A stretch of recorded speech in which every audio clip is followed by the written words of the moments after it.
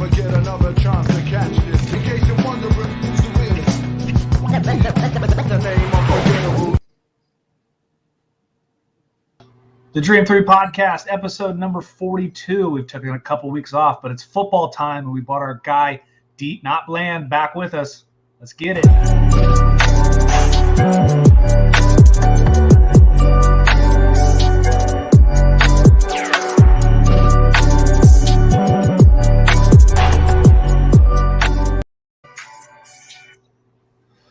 We're back in your life. It's been a couple weeks off. Life happens, but the best time of the year is now, and that's football time. We're midway through preseason. We have one more preseason game left. So much stuff to talk about. We brought our friend DBland, not Bland21, on Twitter and Instagram with us.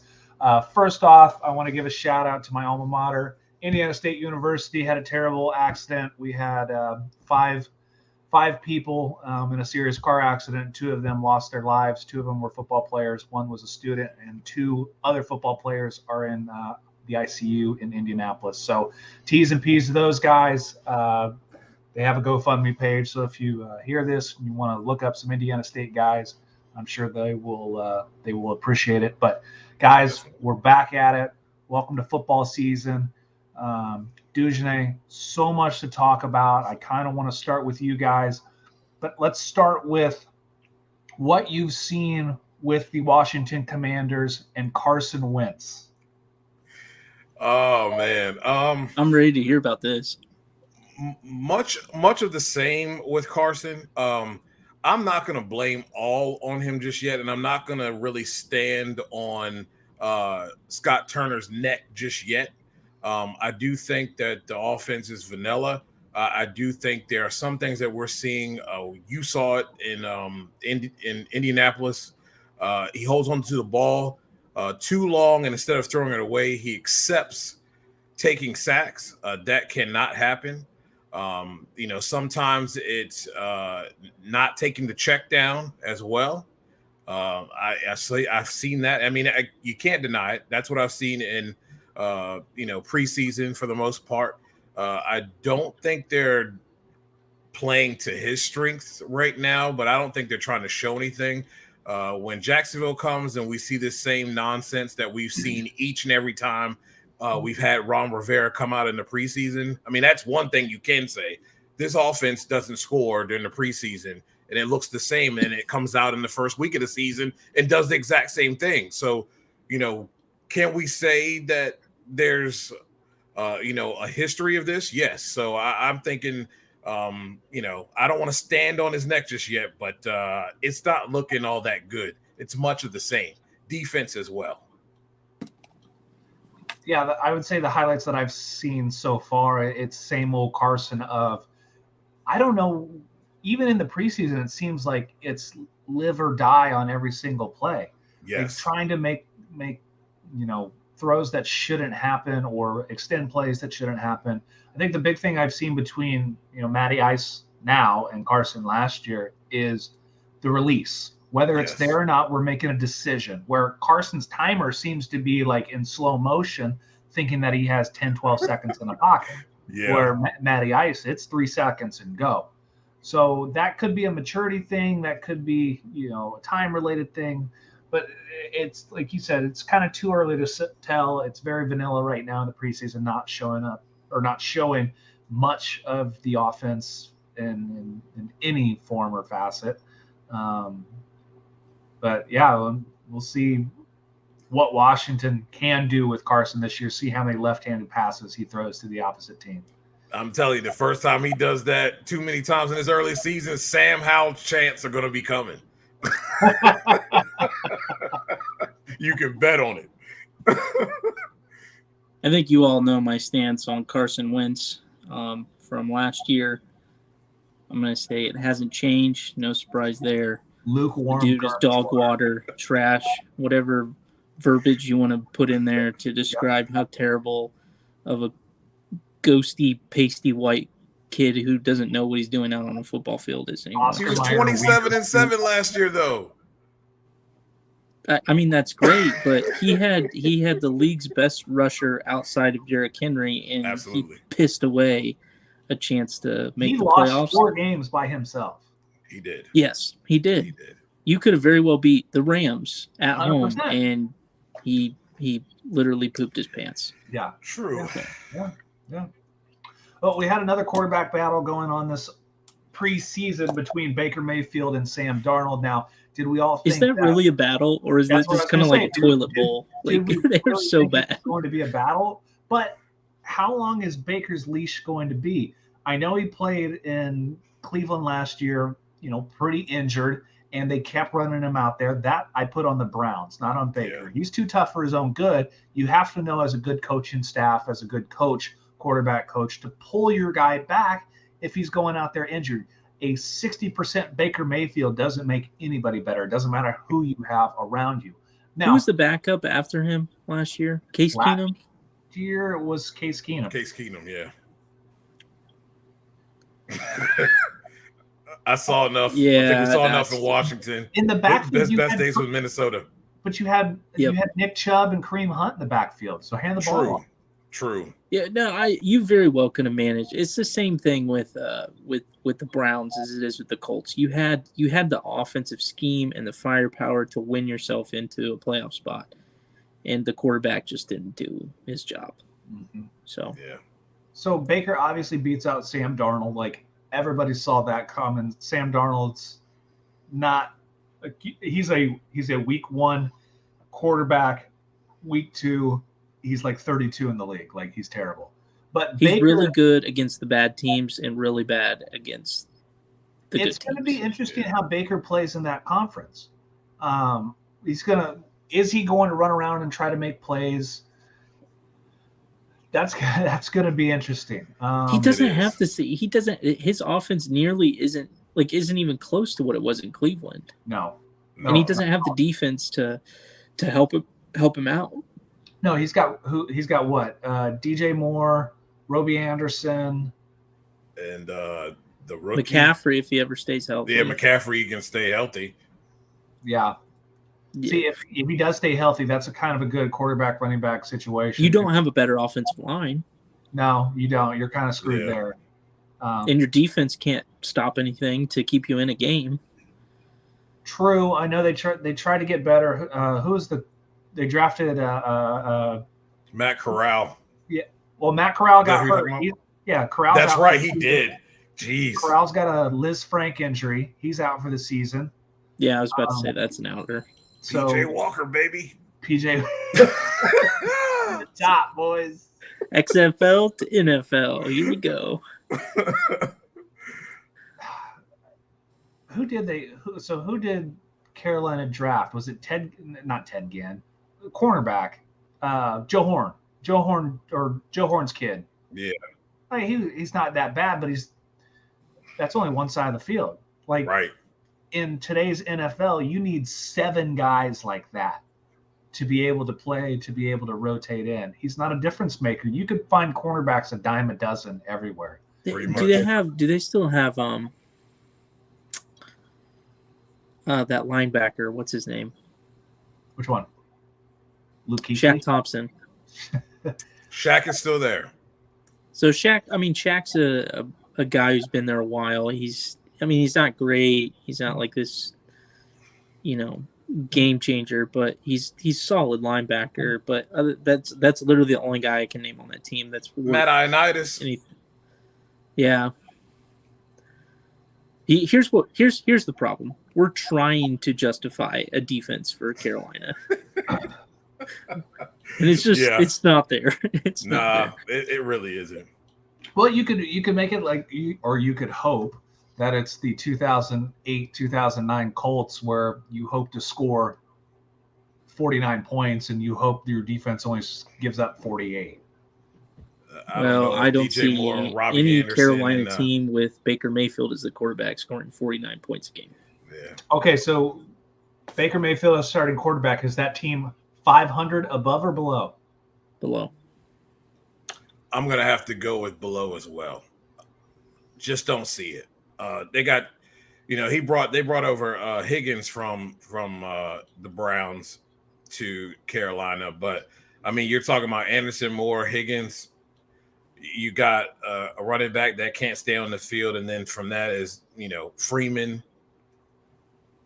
Chubb. Like I don't see it. And Baker's too hasn't proven that he can be consistent enough to lead a team because he gives it away too at the most inopportune times. Yeah, I think Carolina has more offensive weapons than the Washington Commanders, and I think the Commanders can still have more wins than they will. well, the Commanders have a defense. Yeah, exactly. Your coach is Jack Del Rio, so I don't see the defense producing under that coach. We'll see you at the beginning of the year, but I mean, they had a statement game yesterday or Saturday against the Chiefs, and just threw up all over the field. Yeah, not good. We're talking about two bottom half teams. They're both just going to suck. They aren't going to be any relevancy. So another big story, and we were talking about this before the show started. Big thing that broke Saturday night during the UFC fights was Gronk was doing his, UFC cast, which I think is a terrible idea because I don't want to listen to the Gronkowskis talk about fighting. It's like, mush mouth the whole time. So there's a lot of bros. Yeah, it's super bro-y. It's like UFC 1 with a guy that says "Just Bleed" on his chest. But Gronk kind of broke the news that him and Tom were almost set to go to the Raiders.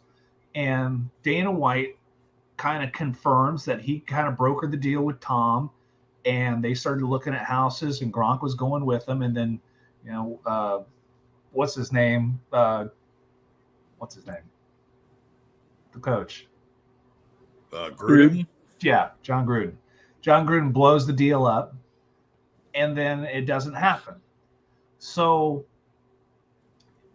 is that kind of interesting to hear that the Raiders were kicking the tires on Gronk and Tom Brady and maybe kicking Derek Carr to the side?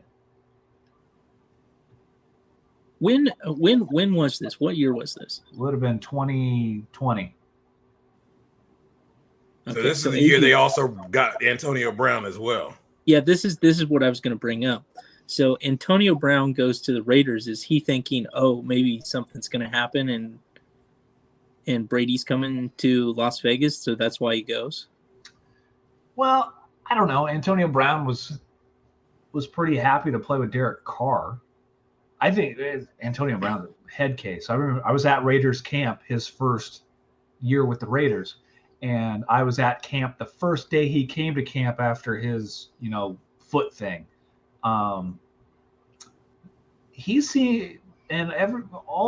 Even through the Hard Knocks episodes, it seemed like he wanted to play with Derek Carr.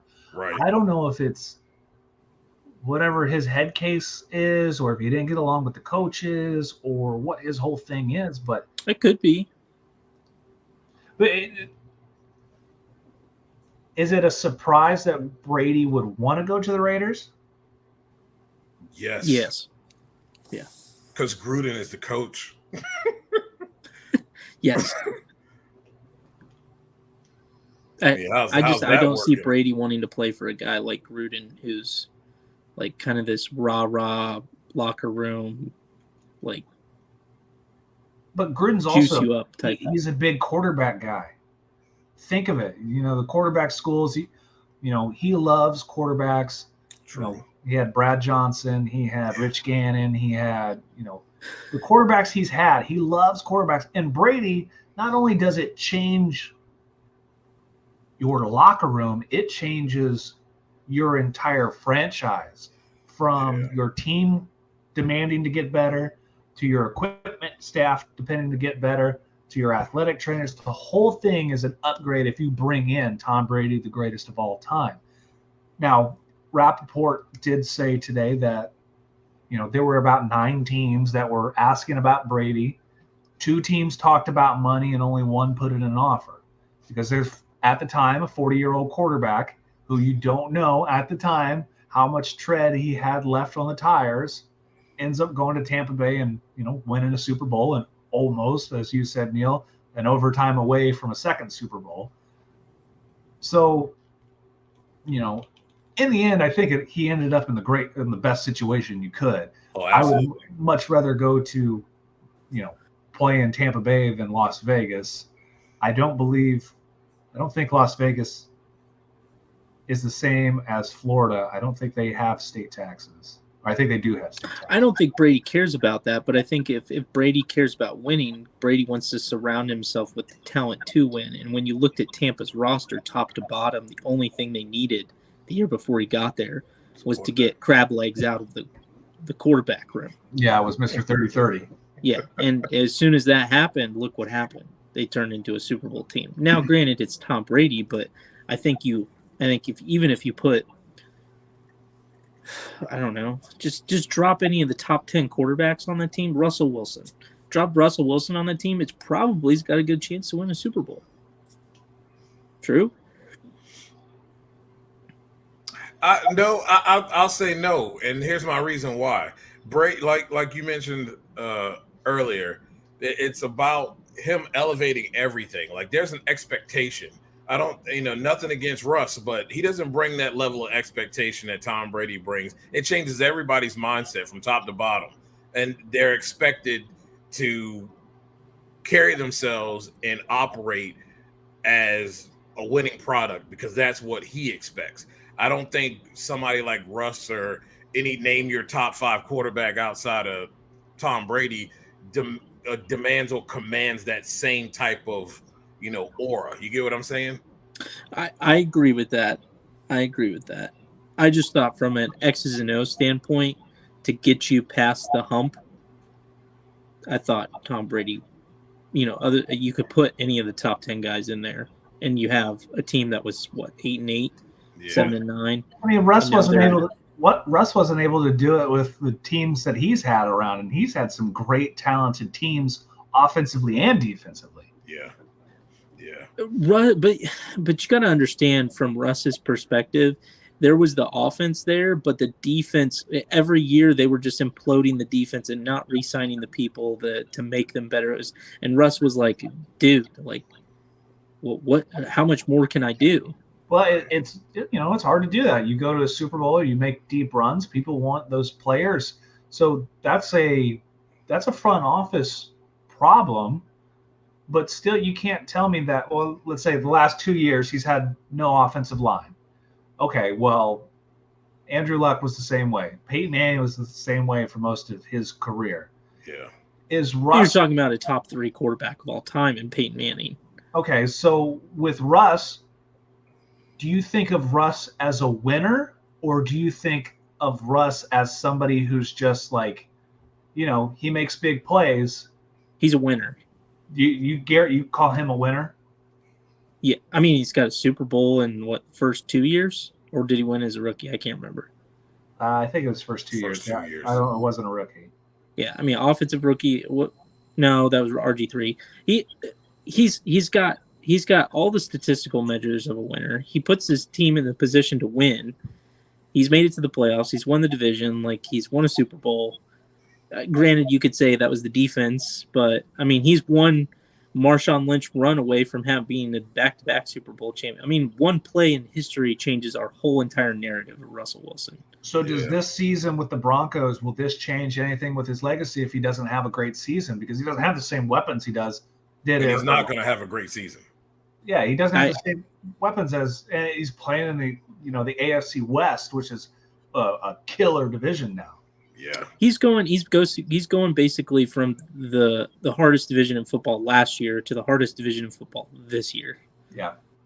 So with less weapons. Yeah. Yeah, with worse weapons. Yeah. Yeah. I think he's a winner. Honestly, I don't know why he went to Denver. I'm not really sure of that, other than maybe money and to just get out of Seattle. Nobody wants to listen to Pete Carroll. Yeah, I mean, he's like, what is he, 85 now? Something like that. He's already beat the mortality rate. During the national championship game against Vince Young. Like, who knows how old he is? Yeah. Enough. Okay. Enough with that guy. last night, Giants and Bengals, big play happened. Thaddeus Moss, Randy Moss's son, comes down the line and quote unquote chop blocks Thaddeus Thibodeau. MCL injury. He's out 4 weeks. 3 to 4 weeks. A lot of people, you jump right on Twitter after it, you see a lot of guys, Ocho, all kinds of media members saying dirty play, this and that. Then you have the other half of, let's say, Schlereth, AJ Hawk say, hey, this happens hundreds of times each game. This is also on the linebacker of Thibodeau of, hey, that ball drill where you got to get your hands out and stuff a chop block. This is part of it. So what do you guys say? Was this dirty or is this just part of the game? It's part of the game, but in the same token, let's flip this, because see, they didn't want the offensive player or doing this. They didn't want the defensive player doing this to the offense. So how is this any different when we're talking about protecting players' knees? It only applies to certain folks here. I just think this is where the NFL gets into a gray area with a lot of things that they do.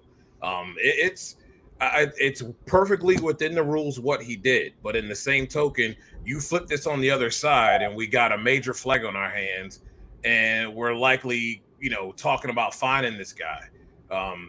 They've basically made defensive players to have to hit a target, basically, and if you're not within that window, you're likely going to get flagged.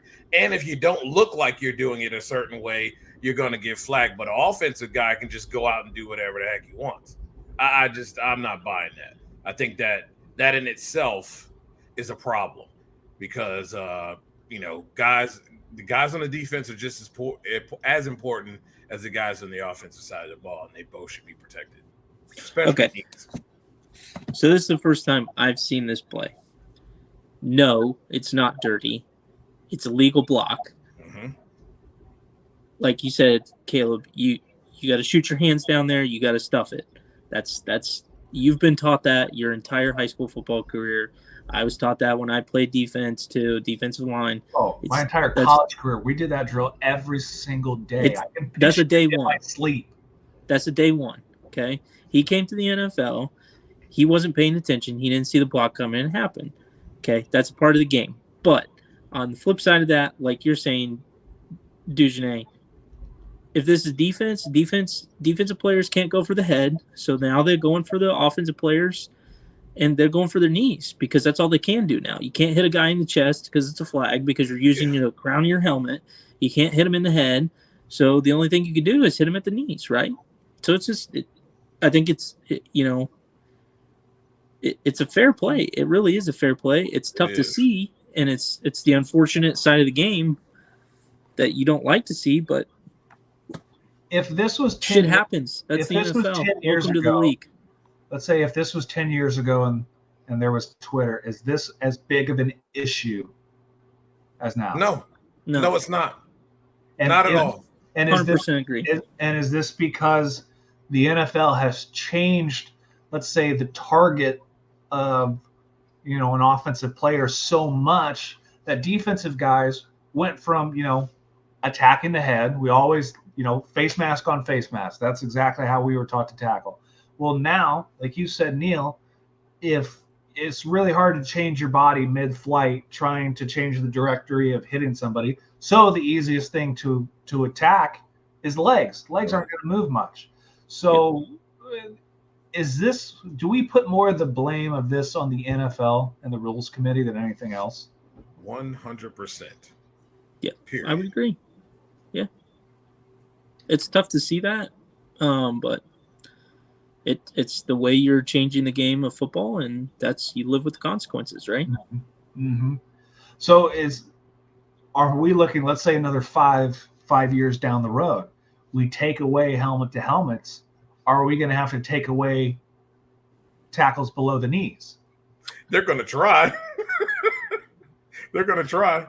Hey, didn't we talk about this like when we were kids? It's like by the time it was like 2025, it's going to be two-hand touch. Two-hand touch, you're going to have to two-hand touch flag football. Or you're going to have to make like a rugby type tackle. Yeah. Yeah, we're getting there. We'll get there. Either that or they'll just take away the here's the thing. I don't think they'll take away the helmets because of a risk for skull fractures and those kind of injuries, which you can't control. But will they be? It's a problem. It is what it is. 5 years down the road, will they be wearing those Guardian caps during games? Probably. I could see that. I could definitely see that. And you know what? There's no literature and review, and there's no literature out on that stuff. I mean, just because you have a 1/4 inch of foam around your head is not going to change how your brain shifts back and forth during a hit. The whiplash your neck is going to receive. Like, it's still, big guys on big guys, the greatest athletes in the world running, jumping, sprinting as fast as they can into each other. Yep. You know what you signed up for. Yep. What you've done your entire life. You talk to any NFL player and ask them.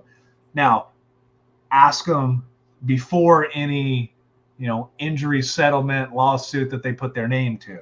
Because after that, would you give your body for a Super Bowl ring? Like, perfect example. I spent last Saturday with Jonesy, and he's signing autographs, and he's got a Super Bowl ring, and seeing, everybody's coming up trying the ring.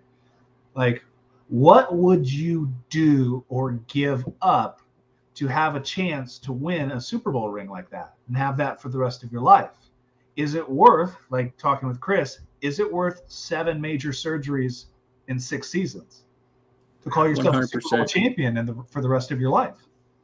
100%. Yeah, I hate to say yes, but it is. I do that for sure. It's about the glory. That's what every single NFL athlete plays for. They play for every single football player. That's what they play for. Yeah. Like, and I tell Chris this all the time. I say, you achieved the one thing that everybody dreams of when they're growing up. And you have that for the rest of your life, no matter, the torn Achilles, the hamstrings, the knees, all the stuff, all of his injuries, the hips, the groin, 7 major surgeries in 6 years, having to learn how to kind of walk and run and all this. But you have something that less than 1% of the football population has. And you'll forever be known as a Super Bowl champion. Mm-hmm. I'd do it for a state championship. Shoot. I'd do it for Neil knows I'll do it for a winning season. Yeah. I wouldn't even want a winning season at this point at the high school I work at. I'm just hoping for a win. Like, I'll do anything for a win. I want a single win. Just one. Like, yeah, just give me one of those. So, yeah 100%. Of course. All of us would. I would. And no doubt. It's kind of, it's funny with him. It's kind of like, so yes, that like, when he first moved back home, he kept his Super Bowl ring in its box in like the shelf where his kids put their shoes right next to the garage door. I'm like, if I had, like, I wanted to hit him so hard. Like, really, dude? Do you wonder if your motivation and the way you carry yourself just changes once you have it? Because once you have it, you're like, I don't care about any of this anymore. It's it's interesting. You mentioned that. I wonder if it is. Obviously, I don't know what it's like to be successful like that on the field. Yeah. But like, let's move into like an MMA type world, especially with all my fighters right now. Like, Jake wins one title. He wants to go to another promotion, win another title, drop to another weight, win another title. Like, there's some guys who crave, that success of winning the belts, the rings, the titles, this and that. And there's some guys who, you see it in professionals all the time. They work so hard, get to the top. Let's say when Andy Ruiz knocked out Anthony Joshua the first time, biggest upset in boxing in years. Yeah. Well, for the rematch, Andy Ruiz basically took 8 weeks off, got 30 pounds heavier, spent all this money because he had reached the top, the pinnacle, had never had money in his life, and then gets murdered. So, to each, it is. One thing I did find interesting, and I was the same way. Chris said since he's left, he can't watch an NFL football game. Why is that? He feels that it's just like it's kind of either not exciting or it's just like it's one of the, and I can kind of feel the same way when my career was done playing football. It was like for a while it was like, and it feels weird. It like I did it for so long and now I don't have any involvement with it anymore. Yeah. So it's kind of I can that see that. kind of depression. Why? Maybe it's a form of depression because you're not playing the game that you played for 30 plus years, or Or maybe you're at peace with it. So I had to. It could be, but if you get there, you'd be like, well, maybe you can watch a game again. I mean, I got. Well, here's the difference between you and Chris, though. You never reached the pinnacle. He True. reached it. True. And it's kind of like you've done everything in your life. If you've done it, it's like, well, I'd have no aspiration, no drive to do that specific event again because I've done it. And then I've achieved trying it. to find that new thing to chase. Yeah. That's the hard part, is like finding what's next. Here's an example I'll give you. So like Olympic weightlifting, you know how we had the Olympic weightlifting program in high school, Kill. Yeah. I love that. We won a state championship. I won a state championship. I hate lifting now. It doesn't interest me. Like lifting for my own like benefit or to get stronger or to get bulk up or whatever, or to get like lifting. I just have no intentions of lifting. It's like I won. I could care less about it. That part of my life's over. I want nothing to do with it anymore. So from that aspect, I understand maybe where Chris is coming from. Obviously, I haven't reached his level, but I get where he's coming from in that aspect because I could care less about lifting. And it's sad, but I enjoy other things in life. I have other drives now. Like I play golf all the time, but I hate lifting. Yeah, no. The thought of lifting just makes me just cringe. I'm the same way. I'm the same way. It's kind of like I'm glad I found jiu-jitsu when I was done playing football. Yeah. Got into that. So yeah, exactly. So it's finding that next thing. But he's the defensive line coach for Brownsburg now. So at least he's still involved with football. Right. Yeah. Yeah. That's pretty good. Interesting. So what else we got cooking? Oh, I got a good question. Is from what we saw in preseason this past weekend, is Josh Allen still the man? I think he's a little overrated. Oh, okay. I agree, 100%. Oh, let's go. I want to hear it. Me and you are on the same wavelength tonight. I want to hear it. 100% agree. Because I'm getting offers on all my Josh Allen stuff all the time. Is this the time to sell Josh Allen? Heck yeah, if they're buying, because I think there's a ceiling with him, and I think we're going to find that out this year. There's so much talent in the AFC. I think he was anointed and he was crowned way too early. I'm not saying he's a bad quarterback. I'm just saying he's not this elite guy that everybody wants him to be. I think there's definitely some flaws. I think people overlook he has a little bit of a Carson in him with the what the heck was that throw? You just threw an interception and you didn't have to do that. You had a better play, but you wanted the big play and you got snuffed out. Those types of things, and I think those things will come back and bite them, and those will be the things that keep them from being in the Super Bowl. Because as we all know, that AFC conference has 5 right off the top before you even start talking about them that can easily punch them in the mouth. And with the way he plays, bye. Out of the playoffs quickly. Yep. They're not even smelling AFC championship game. I may be biased when I say this, but remember who they play week 1. Yeah. And remember, who's the leader of that defense? You think he's going to stop? He's the greatest. What they didn't the NFL come out with the greatest like defensive position players, and they rated Aaron Donald as the greatest defensive tackle of all time. I mean, would you guys agree with that? Yeah, I would agree. He's the and most. You got to go up guy. against that and Jalen Ramsey. Oh, yeah. And they brought in over the hill Bobby Wagner, but he ain't no slouch. Nope. He's gonna lay the wood. Yep. So I think Josh Allen is overrated, and people are gonna find that out pretty quickly. So Neil, card wise, are we selling before the season? Yeah, I already sold all my Josh Allen's. Okay, so it's sell before. Yeah, I liquidated it. It's gone. Bye. See you later. Interesting. All right. I'm actually at this point. I have sold off, taken all my profits. I am no longer holding anything NFL related besides my Aaron Donald collection. Really? Other than 2 Jalen Hurt base PSA 10s that are on my slabs, and that's it. Well, I'm setting up at a show, not next weekend, but the weekend after the U.S. Nationals. So it'll be week one. Week one, yeah. Try to move all my stuff then, which I won't, but whatever.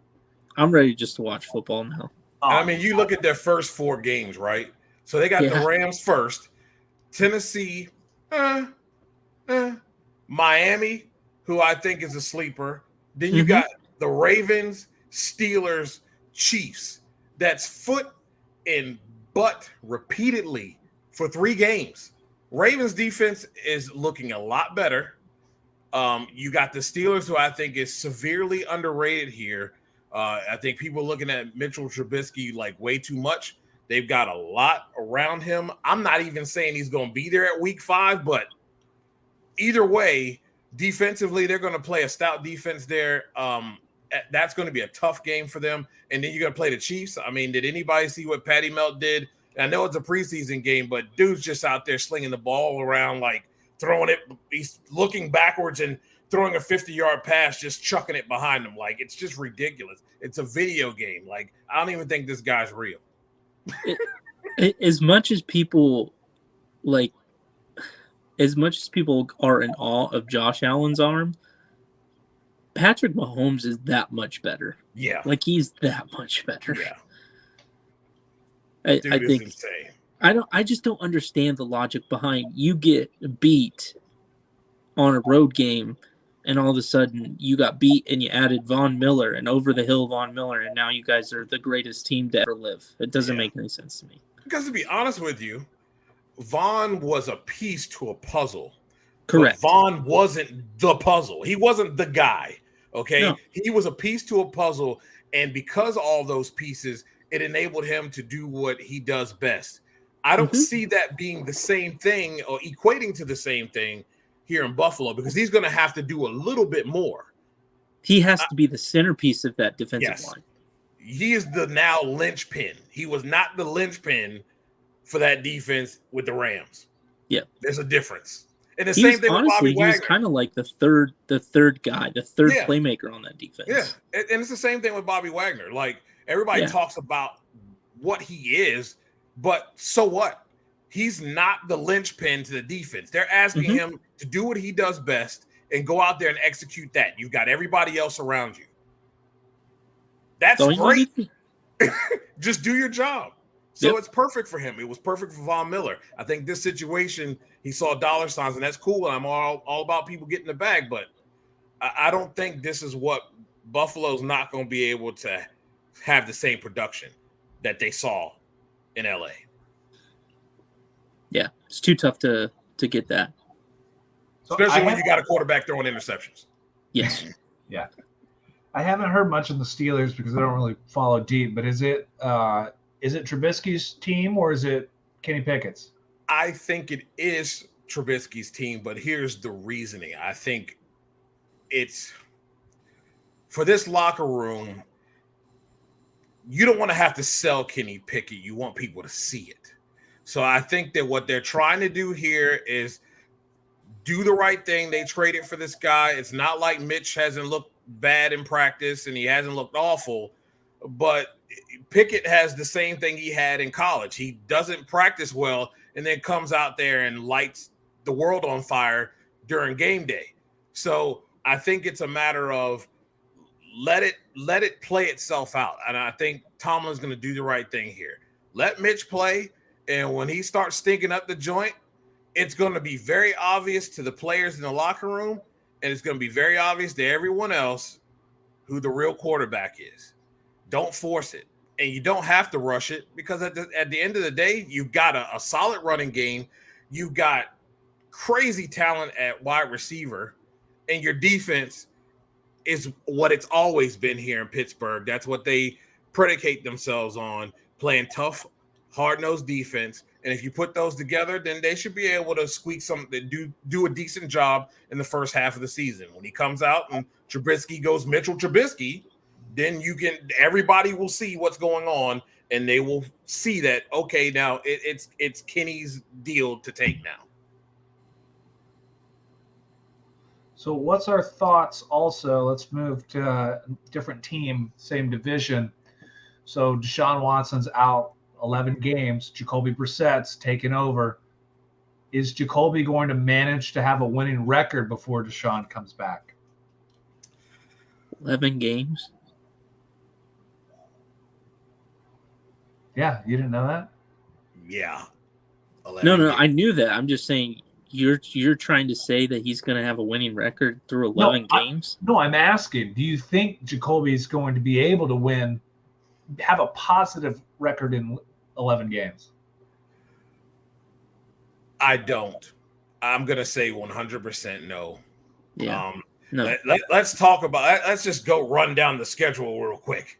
So their week 1 regular season game is the Carolina Panthers. Probably a win there. They got the Jets, probably another win. You got the Steelers week 3. The Falcons, who I think could really, with Mariota and all that little trickery thing and how he runs, I think could give them an issue.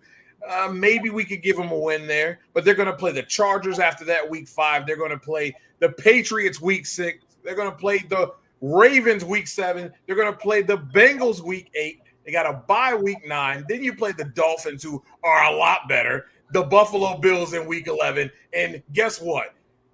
Watson comes back and plays Tampa Bay week 12. Yeah, right. No way. So they're going to be riding a 6-7 game losing streak heading into that game. They need to start looking to 2023. That's all I'm saying. So you're playing for draft picks. Yeah, pretty much. AFC's too tough for the this year. team and look for 2023. Yeah, the AFC is too tough. They got a murder's row on that one. Yeah, you can't get by with just playing average quarterback play to win in the AFC. Okay, Jacoby can win you a couple. Yeah, speaking of average quarterback play in the AFC, better season or better, not just record-wise, but player-wise, better overall season, the Jaguars or the Titans? I'm going Jags. I will disagree. I believe in that coaching staff. I really do. Do I worry about the wide receivers? And you got a streaker and Christian Kirk that you overpaid for. He's not, you know what I mean? I'm a little concerned about that, but I like what they're able to do running the football. I think is it Doug Peterson? Yep, Doug Peterson. I think Doug Peterson will have, Trevor Lawrence looking a lot better, playing good football. I think defensively, they may not have like the great pieces, but I think the way that they operate, the way that Doug Peterson operates, the scheme, they will be sound. I think they will definitely have a better season. I got Travis Etienne back.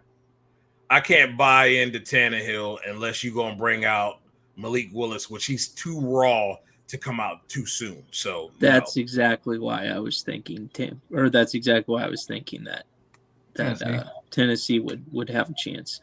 I think Vrabel's a good coach. I think Vrabel knows how to play to his strengths.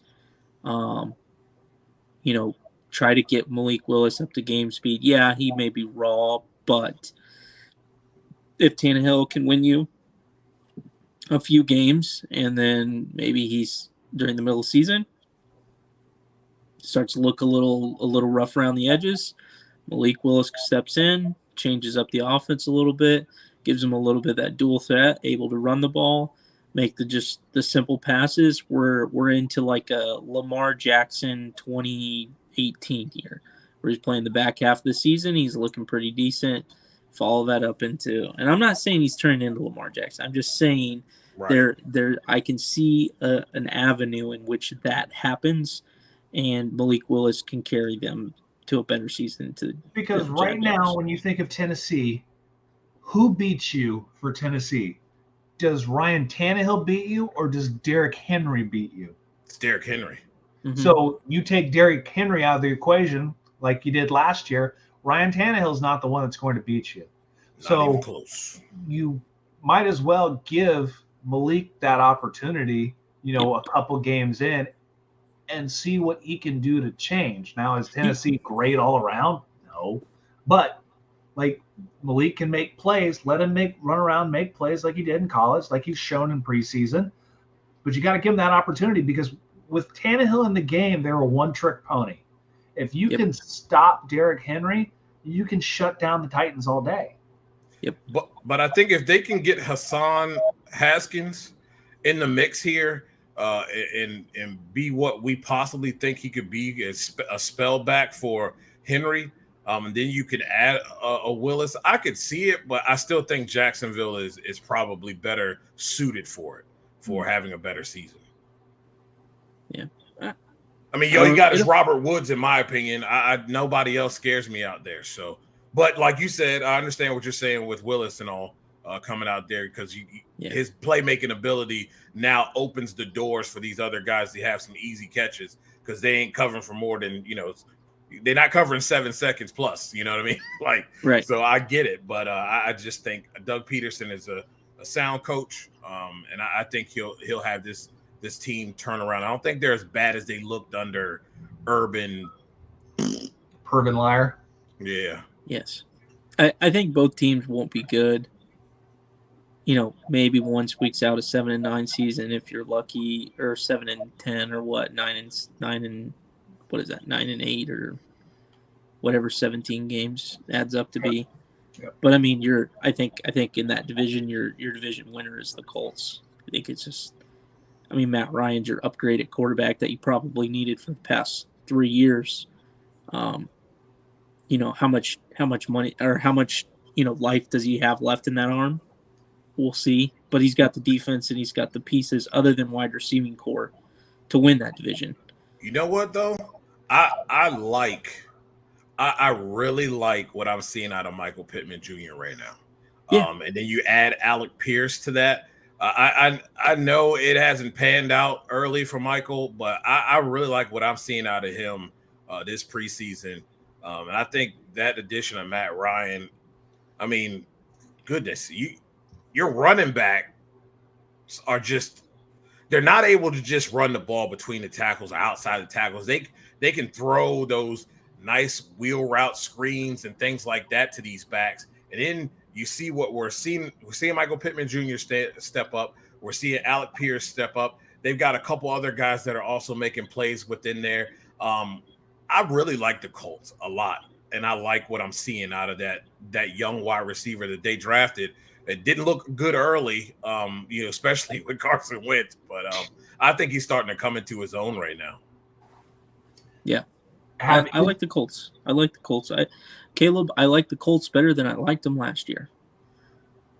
Yeah, I would agree. The wide receiver thing does scare me. Pittman's basically the veteran of the room. You have rookies, undrafted guys off the practice squad, but you have Reggie Wayne as a wide receiver coach. If there's anybody, why would you not want a Hall of Fame, should be Hall of Famer? He'll be there. Yeah, coaching there. So, we'll see what it's like. I never give predictions during preseason. You got to see what it looks like week one. Yeah. But speaking of coaching staffs, has anybody watched this season of Hard Knocks? I haven't had No. a chance. No. Best season of Hard Knocks since the first one. Really? I'll tell you why. The coaching staff is entertaining. The players are entertaining, and you kind of get behind freaking Motor City Dan Campbell, man. He is a no gruff taken, like he is a player. He's out there. Plus, you have uh, uh, who is it? Is it Deuce Staley? It's Deuce Staley, and I didn't realize Deuce was up there. And used to play corner. Was a first round pick, 2003, defensive back for Houston. Aaron, and I almost want to call him Aaron Brooks, but I know it's not Aaron Brooks or Aaron Bailey. But the coaching staff, they're going back and forth, the offensive guys versus the defensive guys. Like, it's very entertaining. I'm kind of excited to see what the Lions do. They're like the lovable losers of the NFL. I mean, someone's got to be, and until the Ford family passes that team off to somebody for real, you kind of want to root for the Lions. Like, you want to see them do well. You got to get rid of Jared Goff because he ain't doing nothing for you. But, no. They got a heck of a wide receiver core, adding DJ Chark to that. But I like, what's that, St. Brown they have over there? St. Brown. Yeah. I mean, they've got a really nice receiving core. And then adding Jameson Williams to that mix, DeAndre Swift is your underrated top 5 running back. I think so. I really do. He kind of showed a little bit of it last year, but I really definitely think that he is severely underrated. Jared Goff is really the catalyst to it all. If he plays anything like he played with the Rams, he just has to do the right thing, basically, right? That's been his struggle his entire career. Yeah, to do the right thing. If he can just do that, I think everything else falls into place. I mean, the offense is it has talent. Yeah. So obviously they're not going to win the NFC North, and they're not going to be in the top 2 teams. Like, they're not Green Bay, they're not Minnesota, they're not beating any of those teams. But are they better than the Bears? Yes. The Bears are too young. The Bears are just too young. They got a lot. It's a lot of learning that needs to be done. A lot of rebuilding. Yeah, there's just too much going on there, and it's sad. I think they'll be competitive this year. I think you'll see a better Justin Fields, but they're just not there yet. Is it for the Bears? Is it an ownership problem? Is it a front office problem? Is it a coaching problem or a player problem? Because you can look at Soldier Field, and they had 3 concerts, the week of a game, and you see the divots and stuff on this field.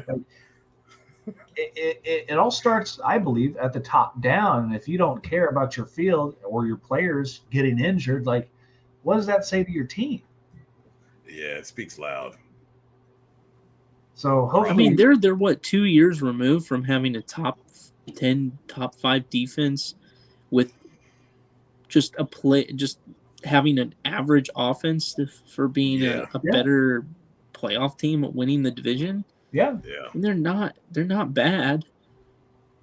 It's just they're not really. It's not I think you're right, Caleb. I think the ownership down has ruined that team. It's not the players up. I mean, you brought Eddie Jackson in, you drafted Eddie Jackson, you turned him into a Pro Bowl type player, but you don't have anything to. You did a lot with what you had. You just kind of pissed away what you had. It's quite interesting to see the difference in ownerships of good franchise and bad franchises, and see the level of care and interest that how the stadium looks, how the field's presented, and how that carries over not only as for players coming on and playing, but how it represents your team as a whole. Like, if you're going out there, if Justin Fields is walking out on Soldier Field and there's a bunch of divots, you think, man, I can't wait to run around on this field. Be another casualty like all those casualties that they've had at FedEx. So, that can't be good. That can't be good. Hey, Can't how be long good. until Dan Schneider gets thrown in the slammer for something? Man, I feel like he should have been gone. I feel like he's got some dirt on other people like Jerry Jones. Um, so they don't have no choice but to keep him around because if they send him out, he starts squawking and start telling on other people. Because we know that Jerry got away and that organization got away with one, paid off, and didn't report anything at all and got away with it. But it's the NFL's golden child, even though they're a bunch of losers, 500, they're 500 city all the time, but yet we put them on a pedestal every year. Yeah, I think Dan would have been gone, but I think he has some dirt on some other people, and those owners ain't gonna force him out because they know that they get ousted later, and then their butts are in the wind. Yep. All right, final thing for me, and then I'll open it up to you guys. We see, a quarterback of the future, Zach Wilson, get hurt on a non-contact play. Does this show, or not show, but does this make more teams and coaches hesitant to put starting players, future players out there on the field at all for preseason? I think it depends on what you got. Like if we're talking about, so if we take last year's class, right? Or the last 2 years' class, you know what you have in Joe Burrow, you know what you have in Justin Herbert, you know what you have in Jalen Hurts and Tua, right? Tua probably plays a little bit more in the preseason because you're trying to figure out what he can do. Jalen Hurts, the same thing. But you know what Justin Herbert and Joe Burrow, you're trying to save their bodies as much as possible. And I think the same goes for Zach Wilson. You're trying to kind of figure out what he can do a little bit in the preseason. You're letting him play a little bit more because you want to see if he's progressed at all when the games don't count. Yeah. Right. Yeah. So, I don't know if it changes too much. yeah. Because at the end of the day, like, so what? You hold him out for 3 preseason games if you're, got to play the Hall of Fame, then you got 4. So he goes out week 1 and same thing happens. I think it's just a matter of we talked about it before. These guys are so big now, and there's just certain things you're not going around strengthening an ACL. You just don't do that. You can't prevent ACL tears. You just can't prevent certain things. And at the end of the day, these guys are so big. There's so much torque. There's so much, There's so many of these things, and they're doing them at a high rate of speed. They're super strong. I just think this is what we've gone to. I think what is it? What's the guy's name? His name was Fred Davis. Fred Davis. When he got bigger, stronger, he had a non-contact injury and his Achilles just popped. These guys are huge, man. Like it's to a point where everything is just stretched and so tight and so everything is just so built that there's no room for error. Like you make a false move, pow, it's gone. And I don't think that happens preseason, regular season. It's gonna happen. This is the era that we're in. Big, strong, fast guys. Things blow out if you misstep or step on someone or step in a divot. It's just how it is. Yeah, 280 pounds, 300 pounds is not meant to run sub 4.7 40s or sub 4.8 40. It's just the body's just not meant for that. Yeah, it's just not. For sure. So that's it for me. You got anything else you want to touch on, Neil? Yeah. Did you get our message that I sent on Instagram? I haven't. I got it. It's all right. Me and DBland will take this. We'll let you talk a little bit. We'll let you think about it. So I sent in the message. I said, okay, top 5 teams you have right now going into the season. Okay. And then who do you think from there will make it to the Super Bowl and who would be your Cinderella story? Okay. So I will go first, give you a little bit of time, then we'll let DBland go. You can finish last kill. So number 5, I have the Chargers. I think we talked about this a little bit after the combine and then after the draft. They got better. They solved a lot of the issues that they had last year. You have a defense that's getting healthier and better, faster, stronger. You have an offense that signed its players back. They're gelling. They're playing better sound football. Justin Herbert needs to take the next step. But if he takes that next step, we're talking about a whole nother echelon of being in the next category of teams. So I think top 5, they're number 5. Number 4, this probably will disagree or with your guys' list, but I have the Bucks, and the reason why is you have the greatest players of all time, and we said the same thing 2 years ago. You know, when Tom went to Tampa Bay, we said, okay, well, he's probably over the hill. Here's where his career goes to die. He goes and wins a Super Bowl. The year afterwards, he's 35 seconds and a defensive collapse away from going to overtime and probably winning another one. I think there was a stat that was put out there in the last 11 years. Tom Brady has been to a Super Bowl every other year. This would be that other year, 2022. Bengals, number 3. They solved a lot of their issues. They brought in Alex Kappa from the Tampa Bay Bucks, great offensive guard to kind of solve those interior line problems. They strengthened the rest of the offensive line. Defensively, I don't know why they still have Eli Apple there. I don't know what was going through their head, but they did re-sign. I think they re-signed. Who was it? Was it Von Bell at safety? I'm not sure. I believe that is who it is. I will look that up. A veteran, but some guy who played well within the defense. The defense actually is an underrated defense. They're pretty good. Offensively, I think they take the next step. If you can finally get Joe Mixon healthy for a year, you're talking about gelling even more in. Joe Burrow he had the best completion percentage last year. I think that just continues. I think he's a good quarterback. I think he's got that moxie that you want, the guy who has no fear out there. Number 2, the Bills. Yes, Josh Allen is a loose cannon, but the defense was at times very prone to injuries and holes in the defense that are now healthy offensively. On the offensive line, they're healthier than what they were last year. I think that's fine at number 2. And then number 1, Super Bowl champions who had no holes in their game because they won a Super Bowl, and then now they just went out and got a pretty decent linebacker. They re-signed, I think they re-signed, I want to say, Nickel Roby-Coleman, who they've had for years and years and years, to play their nickel again. That brings back a familiar face, kind of like when they brought back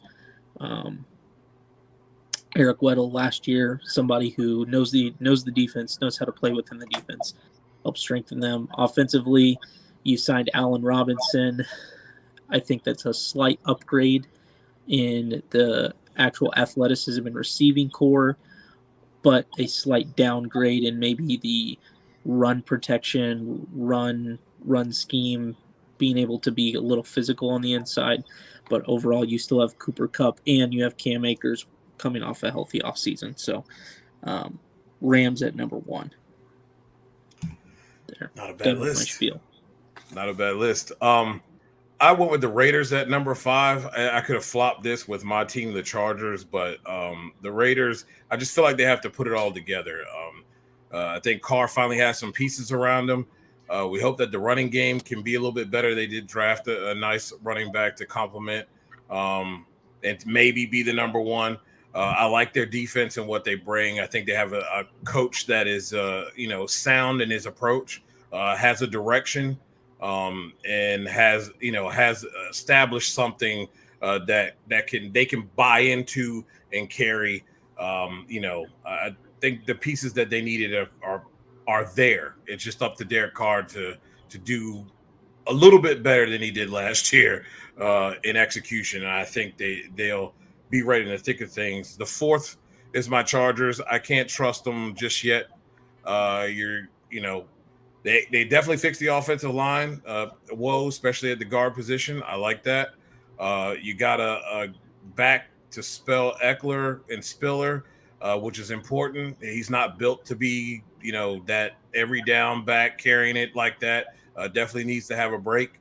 Like what they've done as far as the wide receiving core and the defense is just exceptional. If it all gels together, like you said, if Herbert takes the next step and all those pieces on defense that you bring in gel together, boy, we could be talking about something at the end of the year, but they have to go out and do it. So I have them at number 4. Number 3, I have the Packers. It's a little weird, but it's Aaron Rodgers. The only problem is that Aaron doesn't win playoff games, but they're probably the better suited team to win right now. I just don't buy into the Bucs. I feel like I really feel like Brady should have stayed retired. I think he's coming back to get beat because there's a little bit better teams now, and even in their own division. I think the Saints can possibly do something if we have crab legs do what he did in the first half of the season before he got hurt. So, but I have them at 3. They've been there and done that, unlike the 2 bottom teams that I talked about.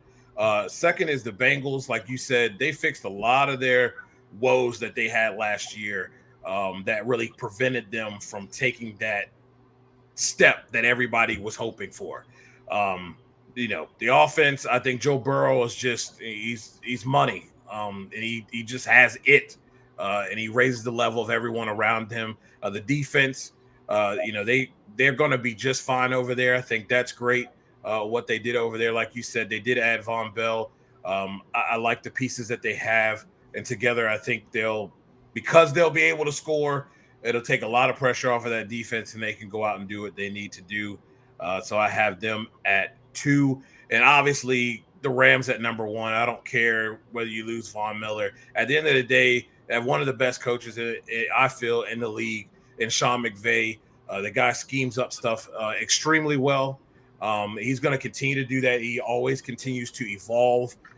They add a few other pieces that are still tough to guard, giving them, another wide receiver core that is a pick your poison type of deal. They have 2 backs in the backfield, and Henderson and Akers. I like what they have on defense. They have the best player in the league on defense, and then you add a gritty, nasty, heat-seeking missile in Wagner, and with all you have at the corners, I think there's no way you can't pick them again. I feel like that's where it's at with the NFC. They're the cream of the crop in the NFC, and everybody's gunning for them, and it's going to be tough. That's my top 5. All right, top 5 for me. 5, I'm going with the Colts. We all think they were a quarterback away from making a run last year. You have a legit quarterback who is a game manager. You don't lose those 4 games. Now you're not fighting with the Jaguars in Clown Town for, a spot in the playoffs. So Matt Ryan, you have a defense that's well put together. You bring in Stephon Gilmore, you bring in Rodney McLeod, you bring in Ngakoue. Like, the defense gets better. The offense, still a little young on the outsides, but you have Jonathan Taylor, you have Nyheim Hines, who can go out of the backfield, who I think is going to be used a lot more as a wide receiver, and still, an opportunity to bring in a veteran before the season start. You have the Odell Beckham Jr. rumors, you have T.Y. Hilton rumors, so that'll be interesting to see. Number 4, I'm putting the Rams there. I still think they are built to win now. It's just they'll have a bigger target on their back and probably get more scheme to certain people.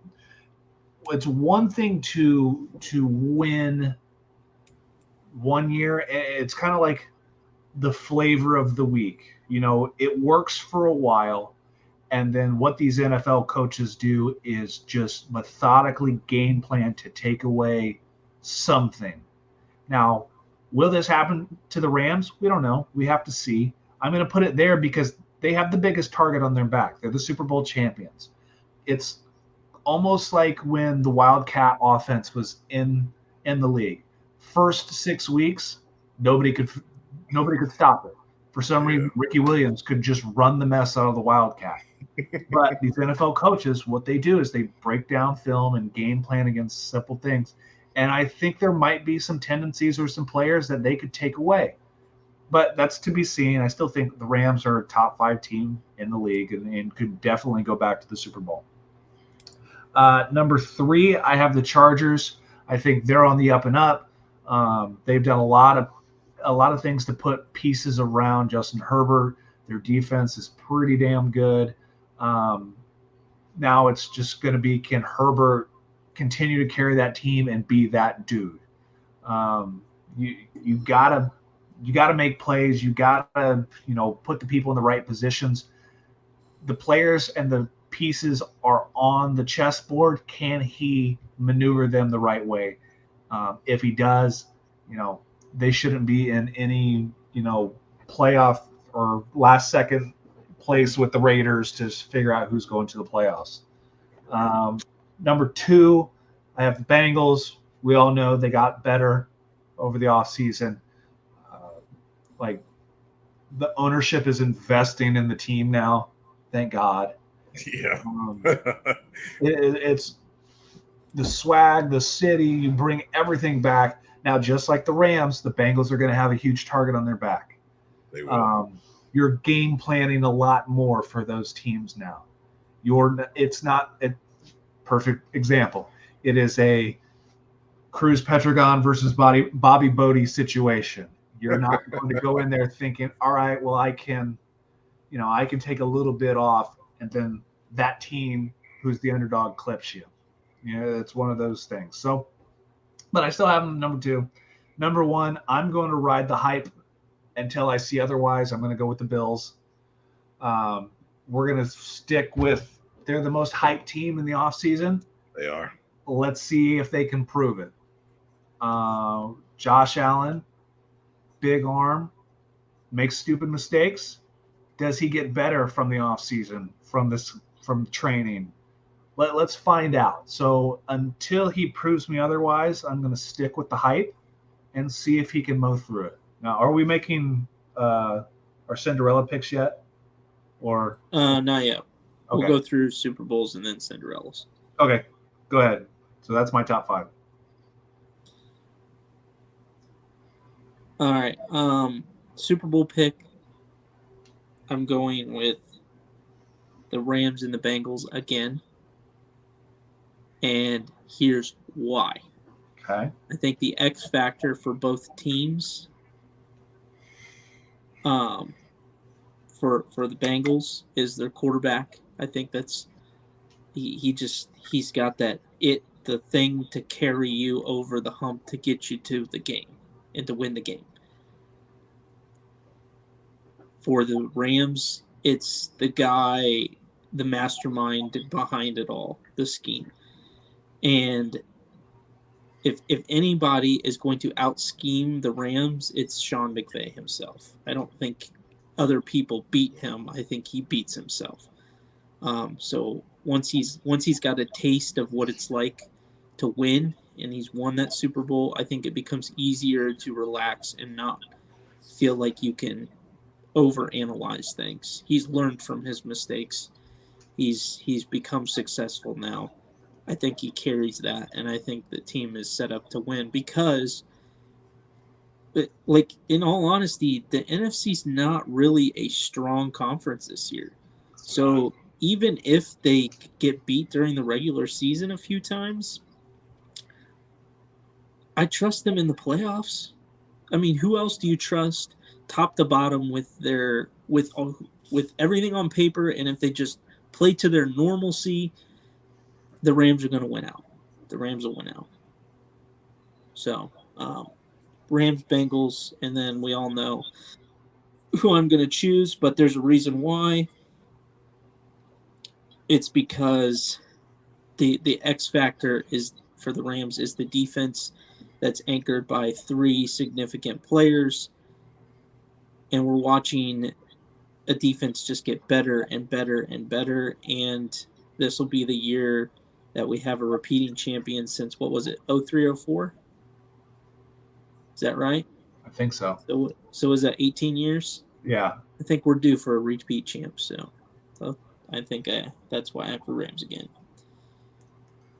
Go ahead. I wanted to put my Chargers in this thing, but I just can't trust them. I'm not even going to even do that. I went with Rams Bengals as well. I just see it happening again. The Rams are just, I mean, there's just no other team. You can't trust the Cardinals. You can't trust the 49ers. I don't like the Bucs' chances at all. I mean, we all know we can't trust Green Bay because Aaron Rodgers is the quarterback. Who else you going to have from the NFC? I just don't see it. And I don't know right now in a playoff situation where I stand early with the Chargers. And it's too much moxie over there, man. I think they learned this time from their mistakes last year. They have some pieces that'll help them out a little bit with that defense. I thought they did a pretty good job of what they were trying to execute against the Rams last year. And I think the Bengals actually get a championship. I really do. With all the pieces that they have, I think this time they have just enough for Burrow, and they have enough defensively to take their lumps, but still be able to finish on the back end when it matters. All right. I mean, until proven otherwise, I got to go with you guys. I mean, I got to go Rams Bengals. Now, the AFC could be anybody. It could be anybody of the top 5 teams. Yep. But until I see otherwise, there's on paper, the Bengals look like the best team in the AFC until something happens. I think the top of the AFC is going to be a dogfight in the playoffs and getting there, but the NFC, it's a walkthrough. It should be the Rams, barring some sort of catastrophe. Stafford's elbow injury acting up, or Aaron Donald, gets into some terrible farming accident or something like that, where he's got to play with one left arm and a right leg. And even then, it might still be. It might still make it there. But I think Rams Bengals again. You play that game. I think the Rams win 8 out of 10 times. Yeah, I think we all can agree that man, the two best teams that made it to the Super Bowl last year got better and improved where they were lacking. But yeah, I could see the Bengals beating the Rams. It's hard to deny that. I mean, they got better at those positions, so it's very hard to deny them not going back. Yeah, I think. Go ahead. Your pick of the Rams is not bad either, because I'm not a Zach guy at all. I don't like him as a coach at all. If you're going to put those two together, I think it's pretty obvious. I mean, I've had an opportunity to cover Sean McVay in Washington. I thought he should have been the coach in Washington. This guy evolves and comes up. He's a Shanahan without being a Shanahan. And I think he's better. I really think he's better than Kyle in so many ways. Just his creativeness, his understanding of the game, but his just creativeness and his ability to evolve. This guy changes like a chameleon during the season what they do. You know what I mean? I think that's the X factor of the whole entire thing, is the fact that it's coaching. And I just think you cannot bet. It's hard to bet against. I'm picking the Bengals, but it's hard to overlook that the other side has Sean McVay, for crying out loud. Yeah. I With think, weapons. If we look at the game itself, you could say the reason why the Bengals didn't win was because of the O-line. You could also easily have said the reason why the Rams could have lost that game was because they had no wide receivers left and tight ends. So you get a healthy offense, or you get a healthy, wide receiving core and tight ends. Okay, the Rams might kick the crap out of them. Well, you It could should have also been a say from blowout that side, early. you have a better offensive line for the Bengals. Well, they could beat them up now, and they could actually push the ball down the field. So I think it's a great matchup again. It is. Great matchup. So, all right, moving on to the Cinderella story. I think me and DBland have the same team, and I have the Los Angeles Chargers. And the reason why is because that franchise has nothing other than the Browns, but the Browns aren't good. That 2023, we'll talk about it in 2023. The Chargers with Justin Herbert improving the defense, new coach and Brandon Staley coming over from the Rams, a franchise that has no home and no fan base. The Cinderella story. That would be the Chargers for me. That's where I went. That's where I went. I mean, it's hard to deny that with all of that they've done, that Staley has done to bring in piece after piece after piece on that defense where they severely lacked. They've got some nice young talent that can be in the rotation. Most importantly, though, is that they brought the pieces back they needed offensively. And then you add a nice back to spell, Eckler. I just, if they can put it all together, they can be there. They definitely can be there. And if they can be there defensively, they can go toe for toe with the Super Bowl champions, defending Super Bowl champions if they need to. It's all going to rest on the young man, Justin Herbert, just elevating his game, continuing to get better, continuing to move forward. And if he can do that, he's got the pieces. He just has to play well. And I think that they have a very good possibility of being in that big game. If it all can come together. All right. Cinderella story. Please do not say the Colts. God bless America. Please do not say the Colts. I was going to say them too. They were another one that I was going to pick, so I wouldn't be surprised.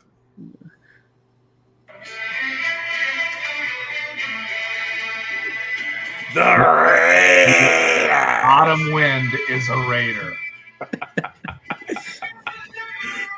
All right, so I'm going with the Las Vegas Raiders. I think they made enough acquisitions this offseason, bringing in Devontae Adams.